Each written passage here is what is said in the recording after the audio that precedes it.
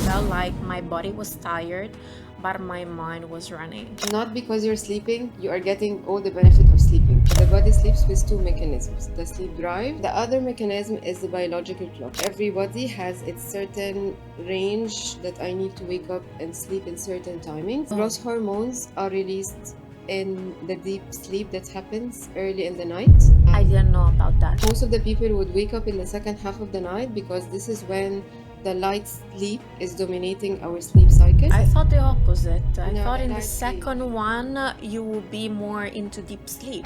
If you're awake at night for more than 20-30 minutes, leave the room. Hello, everyone. Welcome back to Wellsome. Today, I just wanna focus on a pillar, one of the most important pillar in wellness, and yet the most difficult to follow, apparently, especially in our modern world. And it's a topic that is very close to my heart because I am the first one who struggle with. So today we're gonna talk about sleep, and I invited the best coach to talk about this. Yasmina, thank you so much for being on the podcast. Thank you for having me. So Yasmina is sleep coach, and he specializes especially in children behavior, I would say, and sleep. And today we're not only gonna cover the secrets to get the perfect sleep management, but we're gonna dive deep into what she specializes in, which is children's sleep. Thank you so much for being on Wellsome. Thank you for having me. Of course. Yasmina, I just wanted to start with a very, very easy question that I always ask myself first. How come sleep is such a natural behavior, like a human behavior that we all do every day, but yet in our modern society, it seems like so difficult to get to fall asleep and to get a good quality sleep? How come? Yes, it is very complicated topic. Yeah. It's very important, as you said. So basically, if I would look into the bigger picture, we can divide them into like certain categories. So Yeah. you have the medical and physical aspects of things that is on increase as well with the modern life. Like if people have sleep disorders, sleep apnea, if they have certain deficiencies in certain minerals, hormonal imbalance. So we have the physical and medical aspect that should be addressed with someone in the healthcare system. Yeah. And we also have, as you said, the modern life struggles. And under that, you can find multiple layers of it. So Yeah. the key thing, I think everyone, including us, we struggle with Yeah. is stress, because our brain wasn't designed in a way to accommodate the news from all the world. Yeah. Life is fast. We have a lot of stimulating devices around us. So the stress and the spiking in cortisol, which is an important hormone that interconnect with sleep, Yeah. it's on the rise in the modern life. We also have the nutrition. Given the nature of the fast life, we Yeah. have a lot of processed food, which takes away Yeah. from the good quality food that our body needs to function properly. We also have the aspect of the sleep hygiene. Sleep hygiene. Sleep hygiene.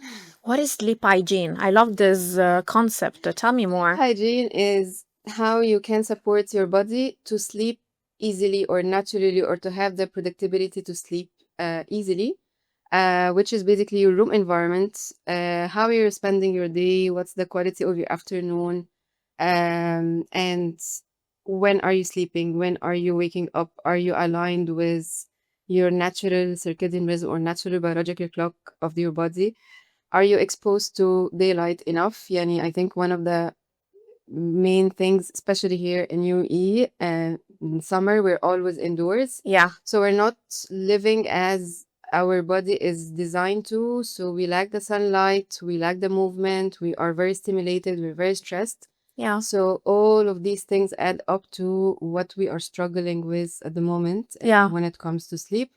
On the rise, there are a lot of reporting data on how we are sleeping less, how we are taking more time to fall asleep, how we are sleeping less number of hours Yeah. at night. There are more insomnia reported, like 10 to Yeah. 15% of the Wow. population would be struggling with chronic insomnia. So yes, it is something that is growing Yeah. and not in a supportive way. Yeah. And also, it is a vicious cycle. So when we are stressed, we're not sleeping properly. When we're not sleeping properly, we become more Tell me stressed. about it. So That's me. so it is a cycle. Yeah. So in order to break it, we need to be more intentional about how we spend our days, not Yeah. to be just running on an autopilot. Wow.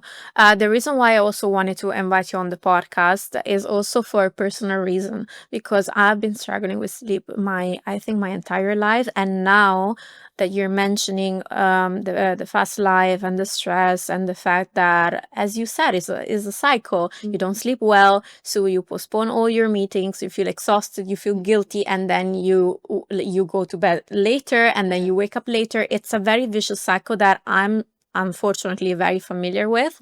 So I'm so glad that you're on the podcast, so you can give not only clarity to me but also clarity to everyone on how we should, manage sleep, and also from like a mom and children perspective. So there is a question that we collected, which is one of the most popular question that people wanted to know, is why do I feel tired but wired at night? What's actually happening in the body when this shows up? What do you think? Okay. So, in order to answer this question, we need to understand how the body sleeps. So, the body sleeps with two mechanisms, something called the sleep drive. This is what happens when you wake up in the morning and your body builds up a pressure, what we call a sleep pressure, in order for the body to be ready to sleep at night. Okay. And the other mechanism is the biological clock. Like everybody has its certain range that I need to wake up and sleep in certain timings. Yeah. So these two things together, when we put them together, this is how the body sleeps. So Yeah. due to the reasons we just mentioned about the modern life, we can be pushing some of these things later or more than the body is able to function. Yeah. So the body is very smart that when it's out of its natural rhythm, it puts you in a place to gives you a spike of cortisol in order to be able to stay awake more than you are able to Push stay it through. awake. Yes. Yeah. So you need to sleep, you're not sleeping, so I need to help you to be able to stay awake. So it gives you a boost of cortisol, it keeps you alerted. And Yes, that's the word. That's actually what I experienced personally. I sometimes I felt like my body was tired, but my mind was running. it is exactly like this. Yeah. There could be other reasons, but this is the most common one. It's the same applies for children. And with children, we see it like meltdowns and tantrums before bedtime, but it's the same concept for us as an adult. So you need to wait like another like couple of hours in order for your body to calm down again, Yeah. to let this spike of cortisol go down, and you can go down to be able to sleep. Makes sense. Makes sense. And we have another question that people really wanted to know, which is why do I wake up at the same time every night? Is this is just coincidence, or there's usually something behind it? What do you think? It never happened to me, but I know that a lot of people, they specifically wake up maybe at 3 every day or 4 every day. And then like this waking up in the middle of the night interrupt completely their sleep. Yani, I partially agree. I would go back to what is the origin or what is the root of this wake up Yeah. in order to define does it have to be in like a certain time? Does it happen every day? Does it happen like once or twice a week on occasional basis? Yeah. But in general, we humans are creatures that craves predictability and patterns and routine. Especially if you are the kind of person when you wake up at that time of the night to check your phone and you know the time, it can happen on a subconscious level that your body store this like Yeah. this is when I would be waking up. Usually, most of the people would wake up in the second half of the night because this is when the light sleep is dominating our sleep cycle. Oh, So, seriously, I thought the opposite. I no, thought in the not sleep. second one, you will be more into deep sleep. In the cycle, you have all the different types of sleep. The Yeah. first half of the night, it's dominated by deep sleep. Second half, as we get closer to the day, the light sleep is dominating. So we have the tendency to be aching to wake. Anything can wake us up. Another reason second half of the night is more common is at this point of the night, the cortisol starts to peak up in the closer to the morning, because Okay. this is when the body is getting ready to start the day. So you need that in order to function. And the melatonin, which is the sleep hormone, starts to go down. Yeah. So if anyone have certain problems that could be supporting wakes, they have insomnia, they have any health condition that could be supporting the wake, or they are very stressed or Yeah. alerted, as we said, there is a chance for wakes to happen in the second night. Yeah. And by time the body can get used to waking in a certain time or certain range as well. Yeah. So, before diving deep into the children part, which I found it very fascinating because actually this is the foundation for Yes. everyone to maintain a very good sleep management during our life, and also as moms, I do imagine that. I mean, I didn't experience that myself, but I know that a lot of friends of mine, they're struggling with their sleep when they have children, and they're struggling also with children. Before diving deep into that, I just want to ask you a very simple question. Yeah. Let's say I'm a person who is struggling with sleep in general, and maybe I might wake up, maybe I might be, as I said, like very not well rested because my mind is rushing and the body's actually craving for sleep. Yes. What's the number one thing that would you recommend for people that they cannot really sleep? The first thing that you would say, you have to do it. Okay, this takes us to the first question, like to troubleshoot all the reasons that Yeah, we listed. So I think addressing the medical aspects and physical aspects should be addressed with healthcare providers. yeah, And I think sometimes, given the fast life, we rush into the quick fixes and we don't go to the core of the issue. yeah, In many cases, sleep disruptions could be, yes, lifestyle things that we can tackle now, but it can also be something in the body, like yeah, minerals deficiency, or a lot of people struggle with sleep apnea and they don't know. So it yeah, impact the quality of their sleep. yeah, So addressing the medical things is first step, just to clear out so that you are able to work successfully on the lifestyle part. yeah, So stress, everyone experience it in a different way. So we need to, like I always tell parents, like, let's write down what is the problem so yeah, that we're able to solve it. Like everyone would have certain stressors. yeah, Stress in general is not a bad thing, and we need it to yeah, survive. We need it as human. It's just when it goes in a consistent, chronic way more than we can handle. yeah, This is when it can start to keep a chronic high level of cortisol that impacts the body ability to sleep and stay asleep. yeah, So managing our stressors, making sure that we are having a quiet and slow afternoon, like to let the brain start to unwind properly before sleep, cut off screens before sleep, 1 to 2 hours. yeah, Managing our nutrition. I think nutrition is one of the very underrated pillars when it comes to sleep, because what you eat, it impacts how the body digests and operates and manages its blood sugar. It also impacts the hormones, different hormones. For example, women would have different hormones level in pregnancy, in their cycles, in menopause period. So managing the hormones and giving the right nutrients for the body is important. yeah, And managing the lifestyle in general, which takes us to the sleep hygiene as well, yeah, the sense of um, having a consistent wake up time, sleep time, making sure that you are getting sufficient quality of sleep by enhancing how the day is structured. yeah. Makes so much sense. And one time, and people can actually see it on Wellsome because I had a podcast with another sleep coach, Mhm. and I was previously before the podcast talking about my struggles because, as I mentioned, I'm the first one who struggled with this, and that's Mhm. why I want everyone to have education and knowledge about it. Mhm. And she told me something that it stick to my mind, and I really wanted to hear your opinion about this as you're specifically expert in this field. Mhm. She told me, Well, I think also your lack of sleep that is a constant in your life since you were a kid, it's because you didn't have any education behind it since you were a kid. So it's not your fault. It's just you were very not like, okay, sorry, mom, for this, but you are not very well educated when it comes to sleep, or at least you didn't have like a routine that makes you feel safer enough to just say, okay, I'm gonna sleep at this time and I'm gonna wake up at this time. So, Yes. how fundamental it is for a child to follow a good structure routine when it comes to sleep? Yes, it's very, very, very important.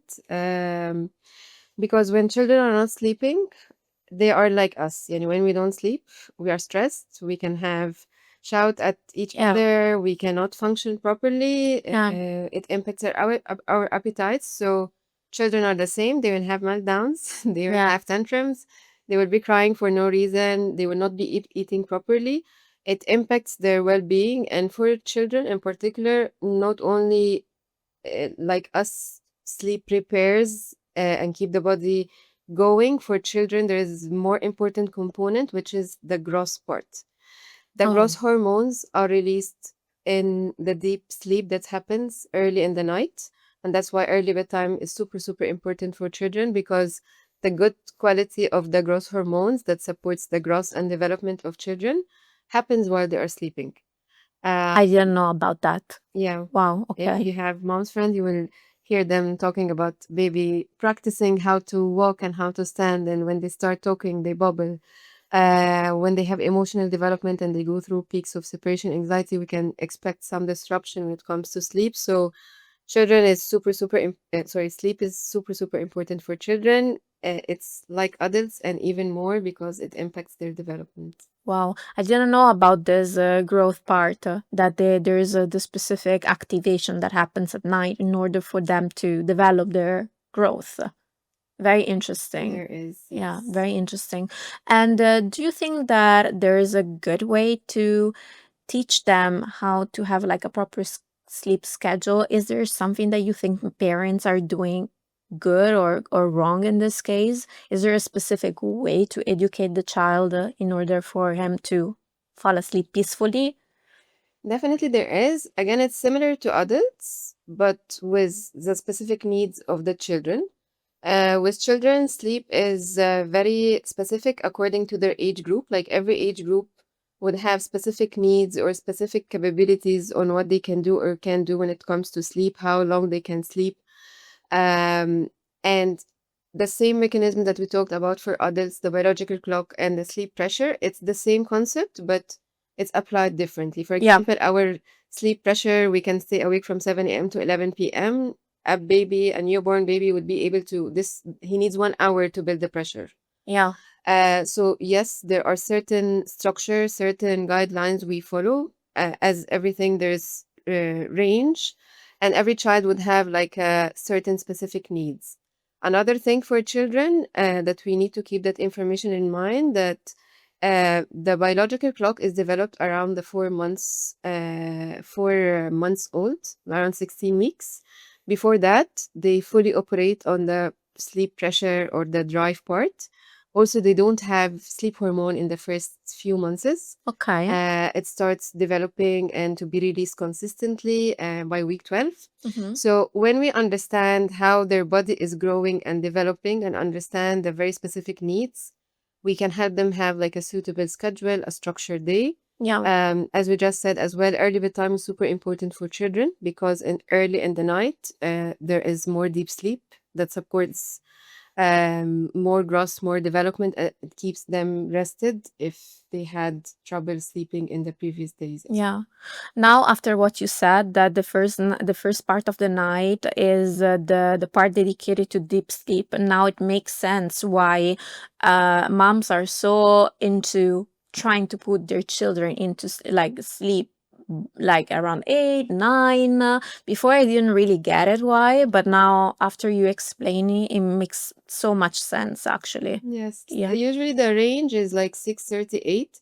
Some children can go up to 9 without a problem, but usually like if we go past 10, yeah, it really impacts the quality because part of enhancing sleep in general is enhancing the quality. Once you have the quality in place, the quantity follows. Okay, So interesting. I if thought the opposite actually. the quality supports the quantity to come easily. For example, a child sleeping from 8 to 8 would be getting more deep sleep than a child sleeping from 12 to 12. Mm, So when you have better quality, the body is more rested, sleep can be more consolidated, so you are able to get the bigger quantity. Another thing about that for children, they can wake up early anyways. You can put a child up, you can put a child down 6, 7, 8 p.m. They will still wake up like very early in the yeah. morning. Mothers will be very Yeah. relating to this part Yeah. because I have a lot of moms that they come to tell me, Yasmine, I want my child to wake up at 8. She Yeah. wakes up at 6 every day. Yeah. But so when you put them to sleep early, you're giving them more hours. But if you insist to let them sleep late or to try to follow your schedule, they will still wake up early in the morning, so they will sleep less. I totally understand that some parents have to do the late bedtime because their work or their nature of life, but as much as we can, we try to encourage or have any kind of support that can help us apply the early bedtime for children. Makes sense.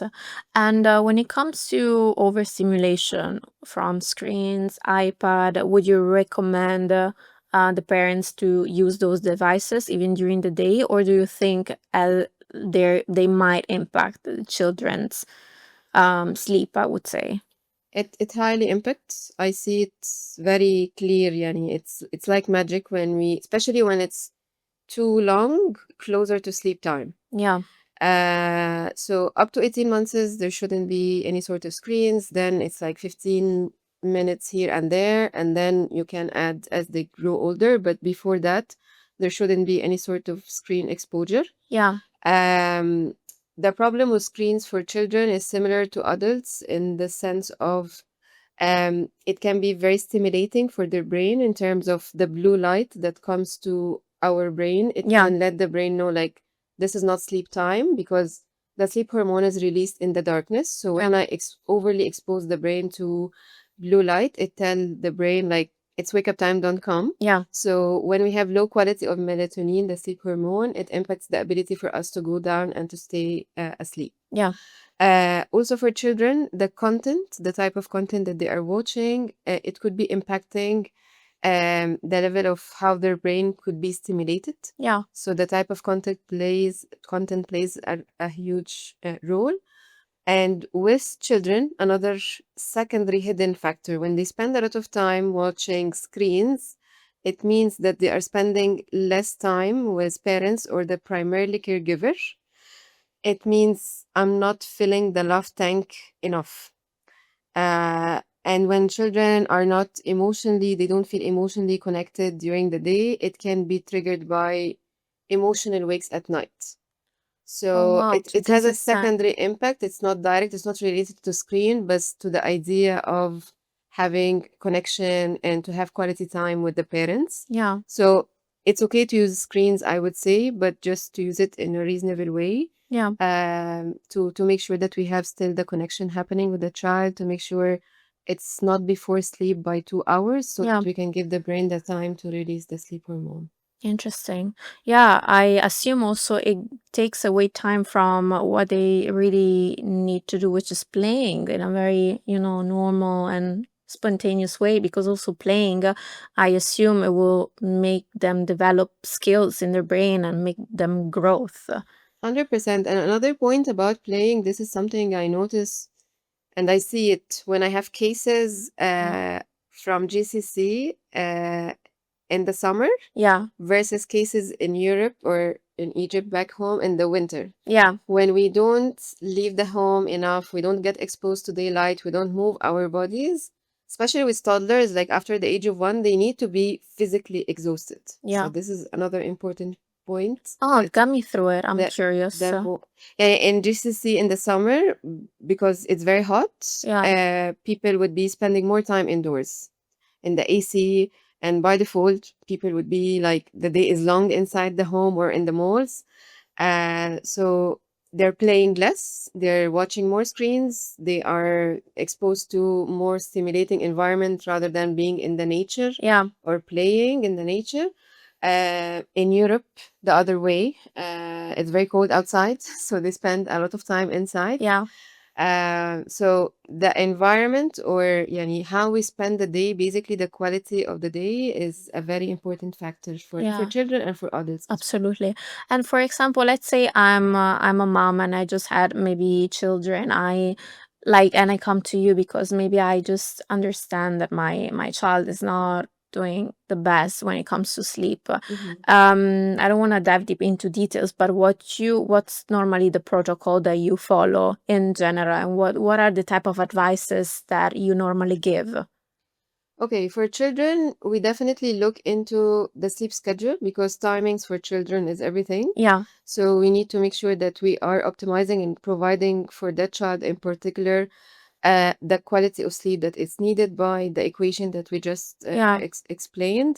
We look into the quality of the day, playtime versus screen time, nutrition, naps. The children would be napping regularly during the day. Yeah. So this is something we look into strongly. Yeah. The other aspect is how does a child fall asleep, and this is very connected to the age of the child. Like every age group would have like certain capabilities on what they can do, and what is our involvement in the process, and how is this supporting or coming in the way of sleep. So we Yeah. look into the sleeping habits and our interaction.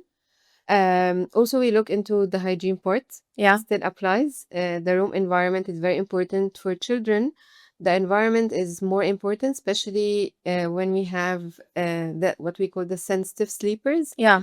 Like the sensitive personality is like 20% of the population, and these type of kids and adults even they can be more reactive to the environmental changes. Like Yeah. they would need more darkness, like they need like pitch black kind of Yeah. darkness. What would you recommend in terms of environment for like a child or for I think this can be applied with adults as well, but what are the things that we should consider when it comes to environment? Okay, so darkness is very important because it helps in supporting the release of the sleep hormone. It's released in the darkness. Yeah. And for these sensitive children, like super, super dark rooms is very important. And dark room for the naps as well. Yeah. This is something that a lot of parents would underestimate or would take. I would say it's not a very accurate advice that children need to sleep during the day in the light so that they're not confused. This is not Ah, what's doing okay. This is a confusion. misconception. Yeah. This is a misconception. So the body needs darkness to sleep. The temperature is a very, very important component for adults and children because when we sleep, our body temperature goes down. So the cooler the room or the cooler the sleep environment, the easier it is for for the body to sleep. Okay. A lot of parents would be with good intentions. They want to make sure that the child is warm, but overheating sometimes come in the way of sleep. So Yeah. the cooler the temperature, the better. Usually the recommended room temperature is 20 to 24. Okay. Another aspect for children, another component for the room, the white noise. We call it the white noise, which is the shush Yes. noise. Yes. What do you think Um, about them?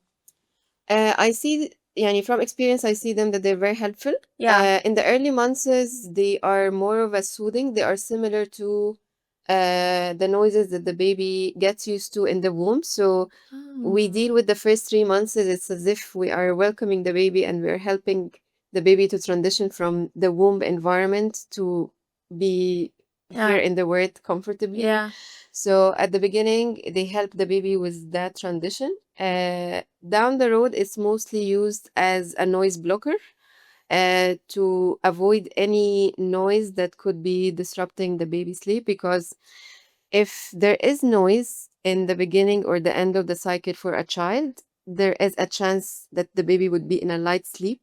Yeah. And if there is a noise, if it's simple noise, it doesn't have to be super strong noise, but if you have like the door ring or a dog bark, Yeah. this can wake the baby up. So Yeah. when we help children to sleep, we try to focus on all the triggers that could be waking the child up.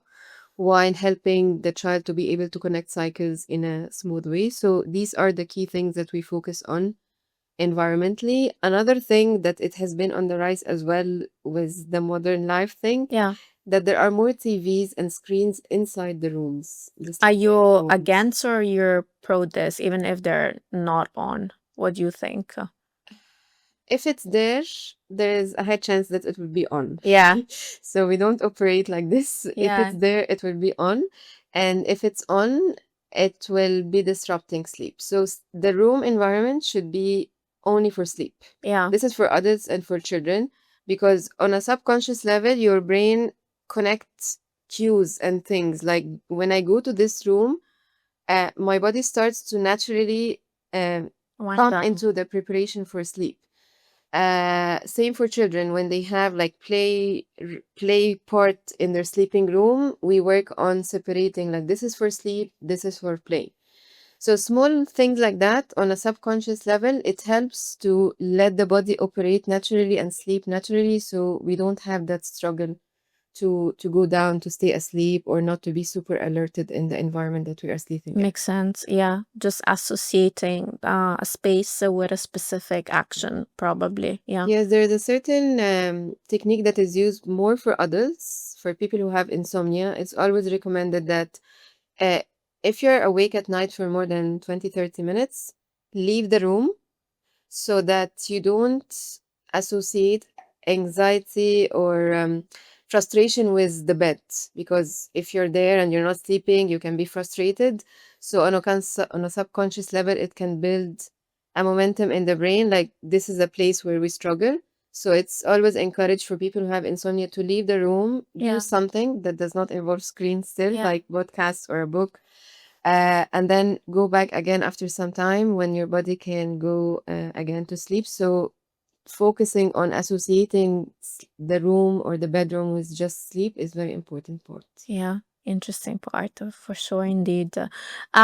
We talk about children, but now I want to talk about our lovely moms that probably they're gonna struggle with sleep patterns, especially if they just gave birth. So what about them? What would you recommend? Because I know that it's quite.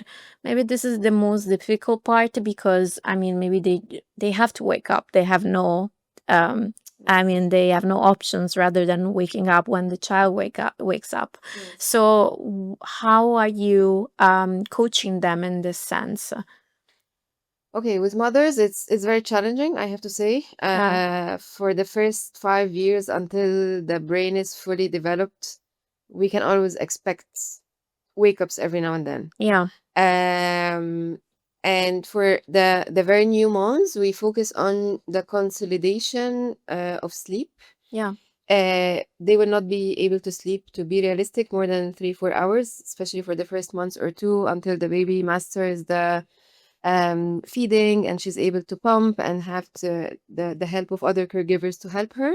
So we focus on, okay, if you're gonna sleep 3 to 4 hours, let's make sure that they are consolidated. yeah, They are together. If we can try to make them during the night more than during the day, that would be better. So yeah, we focus on the consolidation.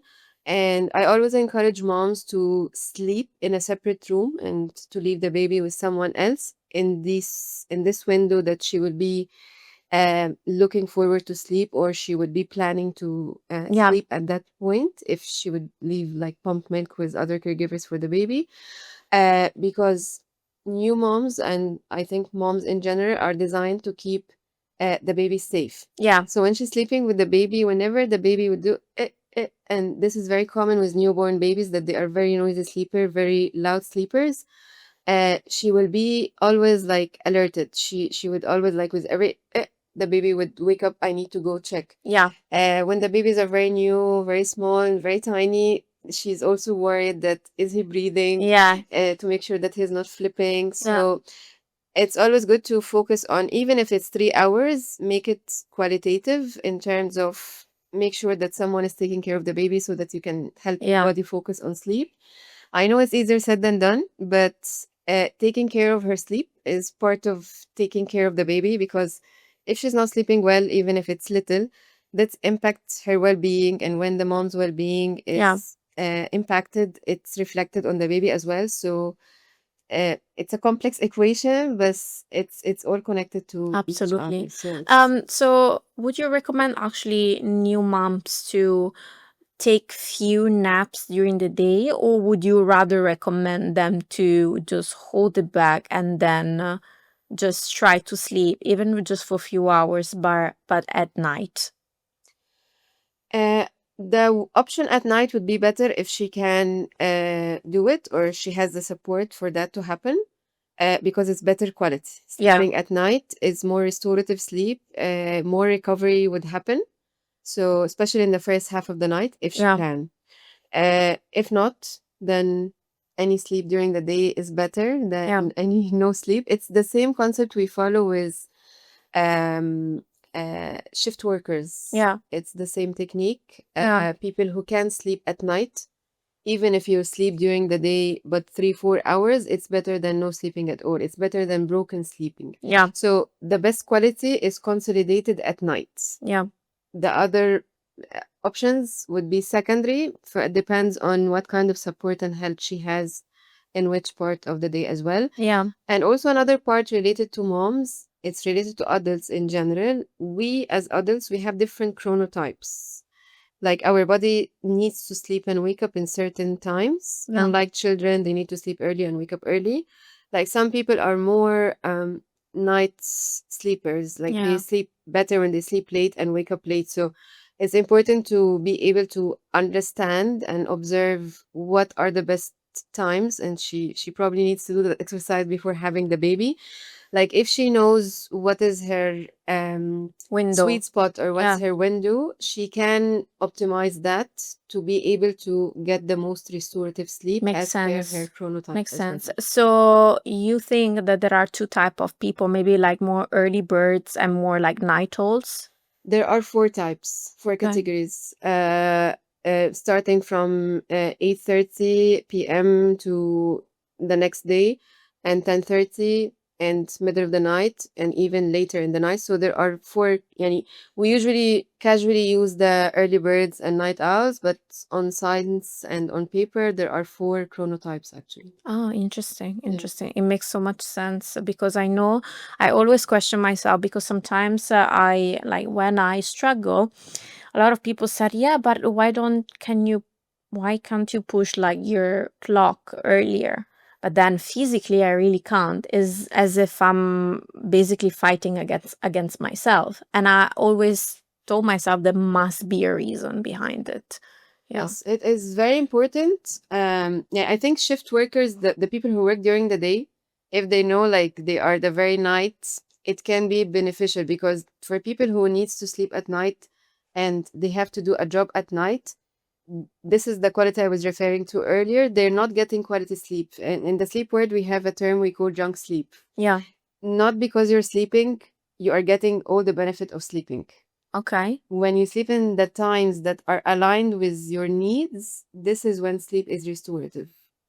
So it's very by individual, I would say. Yes, yes. Most of the population follow on the I guess second category that is around 10, 11 up to 7, 8. This is like I think 50% of the population. Yeah. But there are certain people who strive when they sleep later, very late in the night, and they are awake when Yeah. me and you can Yes. be willing Yes. to be awake. Yes. So, what is your last suggestion, both for like adults and children? And when it comes to sleep, what would you recommend in general? If we have to close a podcast with like a highlight. Yeah, I think, Kenny, it's everything we have discussed. I would focus mainly on this is what I have been noticing recently, the quality of the day, how we are spending our days, to be more intentional about watching. How are we moving? How are we eating? For children, how are they napping? When are they napping? Are we building like emotional connection with the children or no? And optimizing their afternoon by more quality time, especially that now most people are working, most both parents have to work.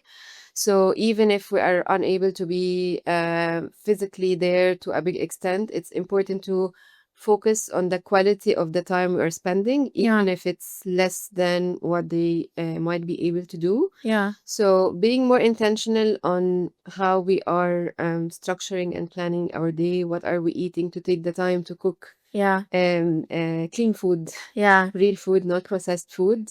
Because once you master the day, you can master the nights. Yeah. So yeah.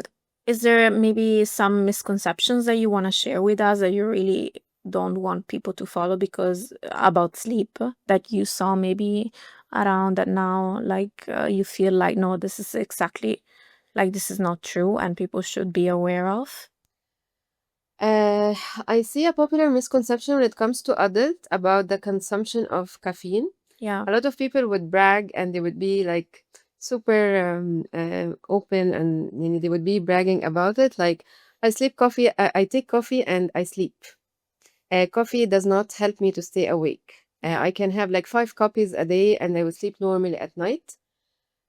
You can be sleeping, but if it's like too much caffeine or close to sleep time, even if you sleep, it's not quality sleep.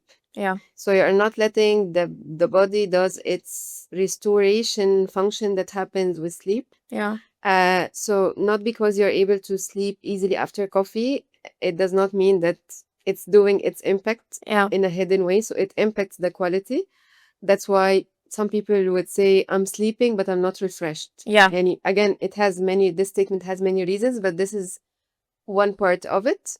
And this is the quality that we are talking about. Same for alcohol. The alcohol, some people would sleep easier after alcohol, but it's taking away from the quality of sleep. Interesting. Yeah. So again, quality first, and then you can master quantity after Yes. when it comes to sleep. Yes. Perfect.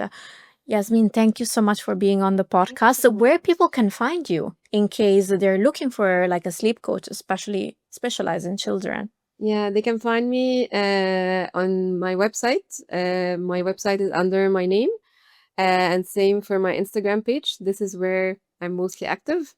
So yeah.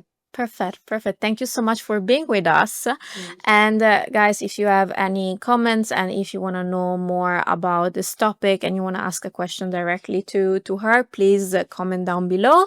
Don't forget to hit the thumbs up and follow us and subscribe. It will mean the word to us. And I'll see you on the next episode. Thank you.